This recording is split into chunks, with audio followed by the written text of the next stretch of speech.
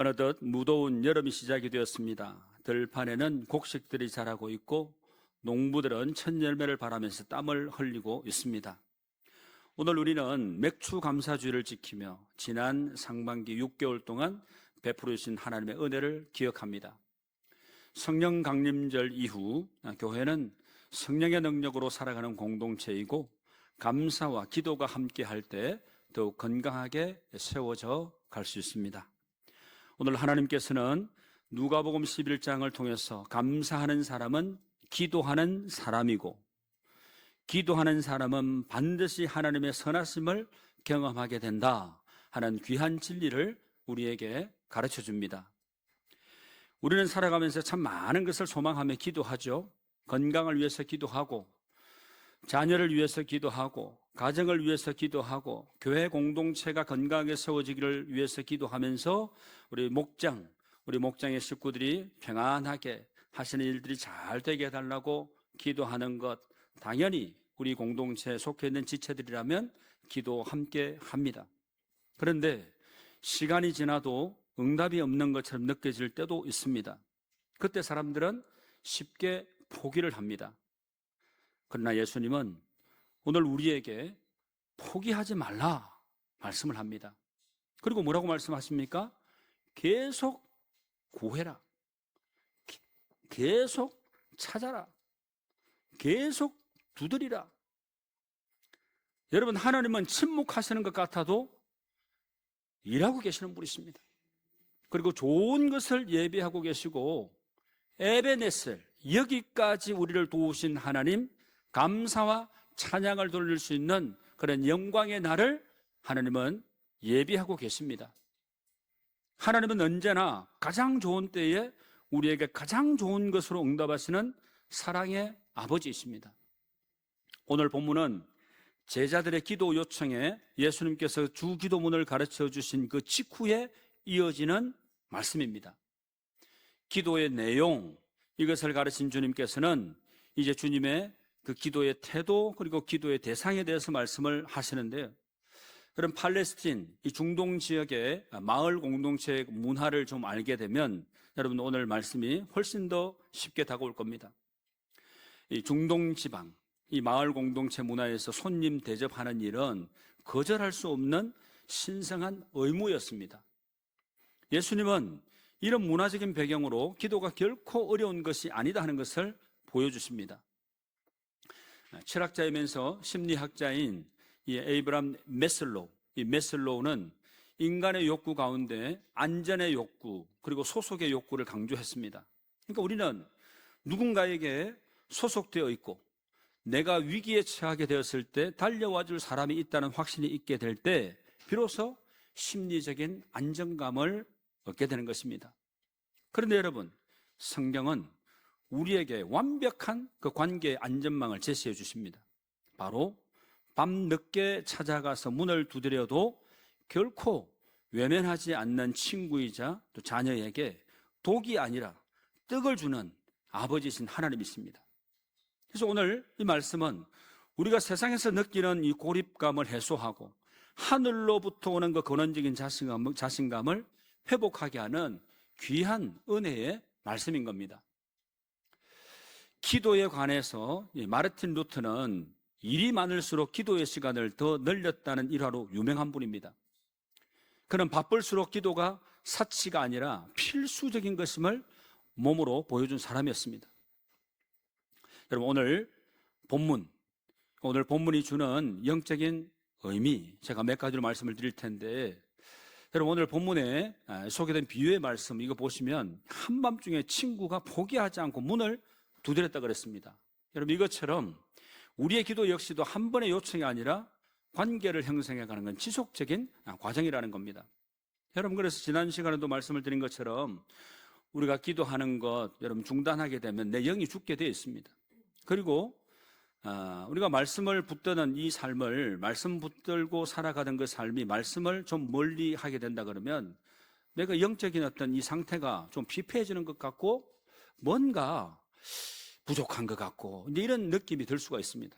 그런데 하나님의 말씀에 항상 붙들려 있고 항상 기도하는 사람은 영적으로 충만한 삶을 살 수 있는 거죠.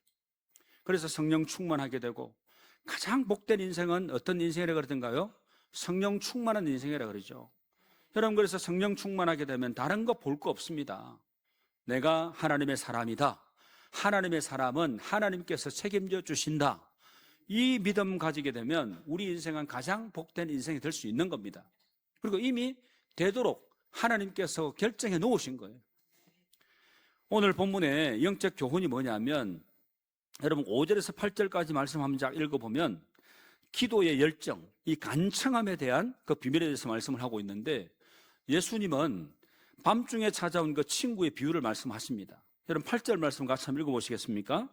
내가 너희에게 말하노니 비록 벗됨으로 인하여서는 일어나서 주지 아니할지라도 그 간청함을 인하여 일어나 그 요구대로 주리라.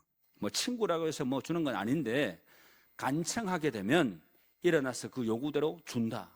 굉장히 중요한 단어가 여기에 등장을 하는데, 그 간청함을 인하여 일어나서 그 요구대로 준다 이렇게 얘기합니다. 여기서 간청함, 이 말은 헬라 원어로는 아나이데이안이란 말입니다. 아나이데이안이란 말인데, 이 말은 사전적인 의미는 부끄러움이 없는 것, 뭐 조금 좀 강조해서 얘기한다 그러면 뻔뻔스러움, 염치 없음, 뭐 이런 체면을 구기고 부끄러움을 무릅쓰고 오직 목적을 이룰 때까지 포기하지 않고 매달리는 그 치열한 태도를 뜻하는 겁니다. 그러니까 이 구절을 다른 번역본으로 제가 한번 읽어드리게 되면 여러분들에게 말씀의 의미가 더 아마 쉽게 다가갈 겁니다. 한번 들어보십시오. 새번역 성경은 이렇게 번역을 해놓고 있습니다. 그가 친구라는 이유 때문에는 일어나서 주지 않을지라도 그가 졸라대는 것 때문에 어떻게 했다고요? 줬다, 이 말입니다. 그리고 새한글 성경에서는 이렇게 번역을 합니다. 내가 너희에게 말한다. 비록 친구 사이라는 이유로는 일어나서 주지 않을지라도 그가 체면 없이 달라붙는 것 때문에라도 일어나서 준다. 이렇게 번역이 되어 있습니다. 여러분 참 번역이 재밌게 되어 있죠. 하나님 앞에 나아가게 될 때 거룩한 뻔뻔함, 체면을 내려놓고 졸라대는 태도가 필요하다 하는 거죠. 여러분 누가복음 18장 7절 말씀 이렇게 해서 말씀을 합니다. 같이 한번 읽어보십니다. 하물며 하나님께서 그 밤낮 부르짖는 택하신 자들의 원한을 풀어주지 아니하시겠느냐? 그들에게 오래 참으시겠느냐? 우리는 때로 스스로 기도의 문을 닫아버릴 때가 많습니다. 그런데 주님은 말씀하십니다. 기도는 내 자격으로 하는 게 아니라 하나님의 자비하심을 의지하여 아나이데이안, 아까 뭐라 그랬죠? 이 아나이데이안이 거룩한 염치 없음, 이 문을 두드리는 것, 그것을 얘기하는 겁니다. 여러분 그래서 시편 55편 17절 말씀 이렇게 말씀을 합니다. 같이 한번 읽어봅니다. 저녁과 아침이 아직 안 됐습니다.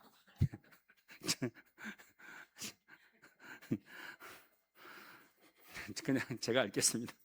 저녁과 아침과 정오에 내가 근심하여 탄식하리니 여호와께서 내 소리를 들으시리로다 하는 시편의 말씀입니다. 여러분 이것은요, 시간과 체면을 초월한 간구가 결코 하나님 앞에서 무례한 것이 아니다 하는 것을 말씀하는 겁니다.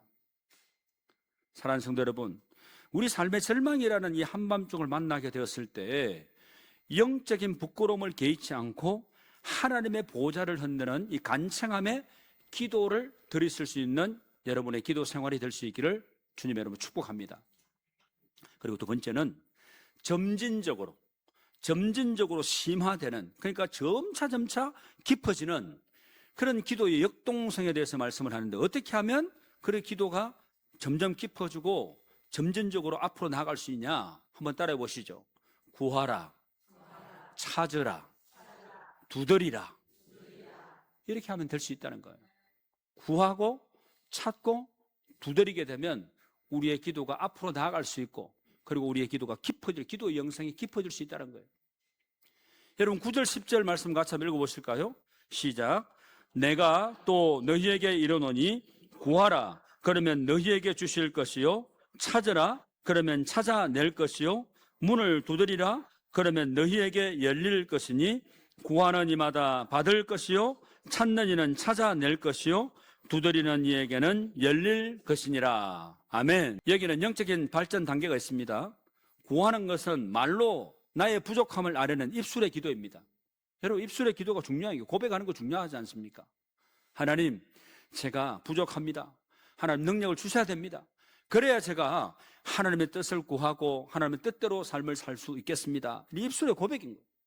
그리고 찾는 것, 손발을 움직여서 하나님의 뜻을 발견하기 위해서 힘쓰고 애쓰는 행동을 얘기하는 겁니다. 작정을 하고 내 기도 시간 딱 정해가지고 하나님 앞에 기도하고 하나님 뜻을 묻는 기도의 시간, 기도를 통해서 하나님과 내가 영적으로 교제하는 삶을 살게 되면 성령께 붙들리게 되어 있습니다. 그리고 두드린다 하는 것은 눈앞에 꽉 막힌 이 장벽, 거절의 문 앞에서 포기하지 않고 온몸으로 부딪히는 그 돌파의 기도입니다. 여러분, 미국의 기도의 아버지라고 불리는 사람 누군지 아시죠? 그러면 다 기도의 책을 다 읽어보셨을 텐데 미국의 조지 밀러 목사님은 평생 5만 번 이상의 기도 응답을 받은 것으로 유명합니다.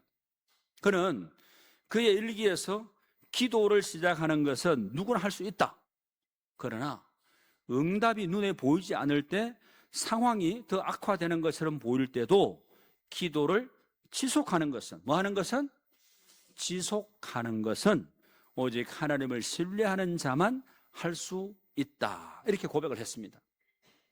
오늘 맥주 감사주를 맞아 지난 상반기를 돌아보면 어떤 기도는 이미 응답받아서 감사하는 그런 기도 제목도 있을 수 있겠지만 어떤 기도는 여전히 굳게 닫힌 문처럼 요지부동인 그런 제목들도 아직까지 남아있는 그런 기도 제목도 있을 수도 있습니다. 그런데 여러분, 낙심하지 마십시오. 주님은 과정 중에 있다고 말씀을 하십니다. 구하는 단계에서 찾는 단계로, 찾는 단계에서 문을 두드리는 단계로 여러분 나아가시길 바랍니다. 구하는 이가 받고 찾는 이가 찾아내고 두드리는 이에게 열릴 것이다. 아멘. 이 단순하고도 명확한 천국의 법칙이 바로 저와 여러분의 삶에 그대로 이루어질 수 있게 되기를 주님 여러분 축복합니다. 여러분, 그리고 마지막 영적인 교훈은 뭐냐면 어느새 마지막 이 교훈을 받게 돼서 우리가 육신의 아버지를 초월하는 하나님 아버지의 신실한 사랑에 대해서 우리가 오늘 말씀을 통해서 확인할 수 있습니다. 예수님은 이제 기도의 대상을 인간 부모의 사랑과 대조를 하면서 하나님 아버지가 얼마나 좋으신 분인가 이것을 극적으로 대조해서 말씀을 하고 있습니다. 여러분 11절 12절 말씀 같이 한번 읽어보시죠. 시작. 너희 중에 아버지 된 자로서 누가 아들이 생선을 달라 하는데 생선 대신에 뱀을 주며 알을 달라 하는데 전갈을 주겠느냐? 아멘. 여러분, 여기서 생선, 뱀, 알, 전갈, 당시 갈릴리 지역의 배경을 알게 되면 아주 실감나게 아마 다가오실 겁니다. 갈릴리 호수에서 나는 이 뱀장어를 닮은 이 물고기에 있었는데 율법적으로는 부정한 동물이었습니다. 뱀장어 이런 것은 왜 그렇습니까? 비늘이 없는 것, 구약에서 부정한 동물이라 다 규정을 했죠. 또 사막에 독성이 강한 흰 전갈은 몸을 막 웅크리고 있으면 얼핏 보게 되면 이 달걀이나 새 알처럼 보였다 그럽니다. 그러니까 자녀가 배가 고파서 먹을 것을 달라고 하는데 겉모습이 비슷하다고 해서 자식을 죽이게 되는 독이 든 뱀이나 전갈을 줄 부모가 세상에 어디 있겠느냐, 이런 물음인 거죠. 여러분, 그리고 이제 마지막 13절 같이 한번 읽습니다. 너희가 악할지라도 좋은 것을 자식에게 줄 줄 알거든 하물며 너희 하늘 아버지께서 구하는 자에게 성령을 주시지 않겠느냐 하시니라. 아멘. 뭘 주신다고요? 성령을 주신다는. 여러분, 제일 행복한 인생이 어떤 사람이라 그랬죠? 성령 충만한 사람, 성령 받은 사람. 여러분, 성령 충만하시길 바랍니다. 여러분, 성령과 함께 교제하며 성령 하나님의 그 마음을 기쁘게 해드리는 삶을 사는 그 인생이 가장 복된 인생인 거고, 내 삶 가운데 모든 것이 이루어진 것 같은 그런 행복한 그런 인생이라는 것을 간증하실 수 있는 여러분의 복된 삶이 되기를 바랍니다. 여러분, 마태복음 7장에서는 이것을 그냥 좋은 것이라고 표현을 했지만 오늘 본문 누가복음에서는 그 좋은 것의 실체를 뭐라고 선포합니까? 성령이라고 선포를 하고 있어요. 사도행전 2장 38절 39절 말씀은 이렇게 말씀이 되어 있습니다. 같이 한번 읽으시죠. 이 약속은 너희와 너희 자녀와 모든 먼데 사람 곧 주 예수 우리 하나님이 얼마든지 부르시는 자들에게 하신 것이라. 아멘. 여러분, 이 성령의 약속이 오늘 우리에게도 동일하게 유효함을 확증해 줍니다. 오늘 우리가 진정으로 구할 것은 뭡니까? 혈통도 좋고 회복이 일어나는 것도 좋겠지만 그 모든 것의 근원이 되신 성령을 구하는 여러분 예배자들이 다 될 수 있기를 바랍니다. 우리의 기도는 단순히 눈앞의 문제만을 해결하는 수단이 아닙니다. 기도는요, 하나님이 우리의 통치자가 되시고 우리의 아버지가 되신다는 것을 만천하에 드러내는 통로가 되는 게 바로 뭐라고요? 기도라는 것입니다. 우리 모두의 간절한 기도가 여러분의 가정을 살리고 일터를 살리고 교회를 살리고 나라와 민족을 살리고 세계 열방을 살리는 성령의 마중물이 될 수 있기를 주님의 이름으로 축복합니다. 말씀을 맺겠습니다. 오늘 예수님께서는 우리에게 세 가지를 말씀하셨습니다. 뭐라고요? 구하라. 따라하십시오. 구하라. 찾으라. 문을 두드리라. 이 세 말씀은 하나님 아버지를 신뢰하는 자녀의 삶을 가르치는 초청입니다. 맥주 감사주일은 지난 시간을 돌아보면서 내가 얼마나 잘 살았는가 이걸 계산하는 게 아닙니다. 하나님께서 얼마나 신실하게 나를 인도하셨는가 이것을 기억하는 날이고 그것에 대해 감사하는 날입니다. 돌아보면 기도하지 못했던 순간에도 하나님은 우리를 붙들어 주셨습니다. 감사하지 못했던 날에도 하나님은 햇빛과 비를 주셨고 가족을 지켜주셨고 교회를 평안히 세워주셨습니다. 그러므로 오늘 우리는 감사할 이유가 충분하지 않습니까? 그리고 하나님은 언제나 우리의 기대보다 더 선한 길로 우리를 인도해 갔습니다. 사랑하는 성도 여러분, 올 하반기에도 기도를 멈추지 마십시오. 감사를 잊지 마십시오. 성령의 인도하심을 따라 믿음의 발걸음을 담대히 걸어 나가실 수 있게 되기를 바랍니다. 구하라, 찾으라, 두드리라. 이 말씀이 2026년 이 하반기를 살아가는 우리 모두의 삶의 표가 될 수 있기를 우리 주님의 이름으로 축원합니다. 기도드리겠습니다. 사랑의 하나님, 우리가 때로 삶의 무게에 눌려 기도의 입술이 다칠 때도 있었습니다. 하지만 오늘 말씀을 통하여 다시금 구하고 찾고 두드리는 믿음을 회복하게 하여 주시옵소서. 우리 인생의 밤중에 찾아오신 주님을 신뢰하며 우리 형편에서도 어떤 형편에서도 낙심하지 않고 당당히 주님의 거룩한 보좌 앞으로 나아가는 믿음의 자녀들이 다 되게 하여 주시옵소서. 우리에게 가장 좋은 것을 주시는 우리 구주 예수 그리스도의 이름으로 기도하옵나이다. 아멘.